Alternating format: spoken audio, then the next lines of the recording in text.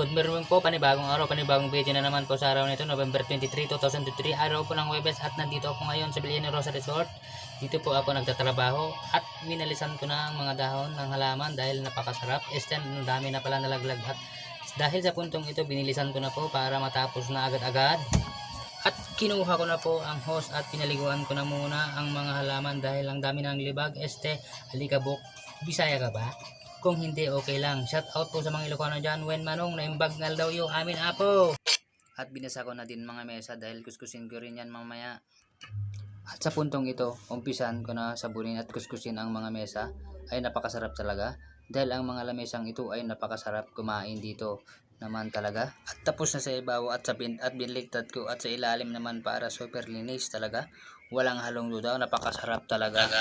At tapos nang masabunin, banlawan ko na para matapos na. Napakasarap talaga kapag makita mong malinis na at maginawa ng pakiramdam. Dahil matagal ng panahon na naman linisin ito, ay napakasarap talaga malinisan.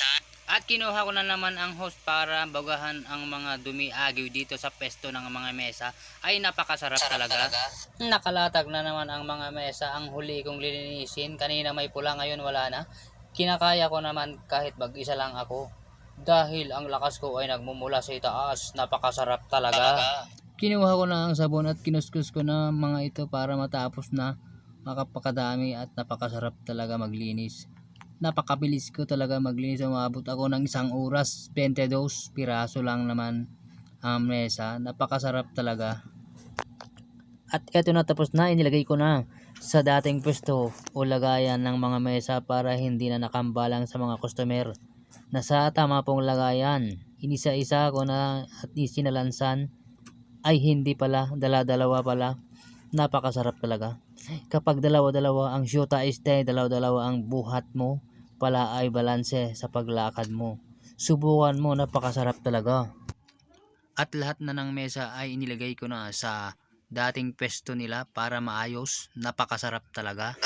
Naipatong ko na lahat ng mesa ay pwede na akong agawit sa balay ko.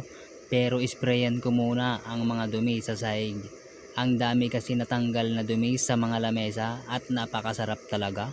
At dali-dali ko nang ibinalik ang hose sa lagayan o sa bitan. Ano ba, tama dyan? Napakasarap talaga.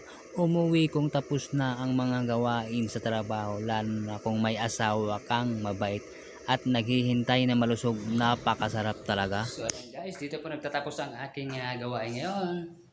Maraming salamat po sa mga nanonood dyan. Please like, share, and subscribe. Bye-bye.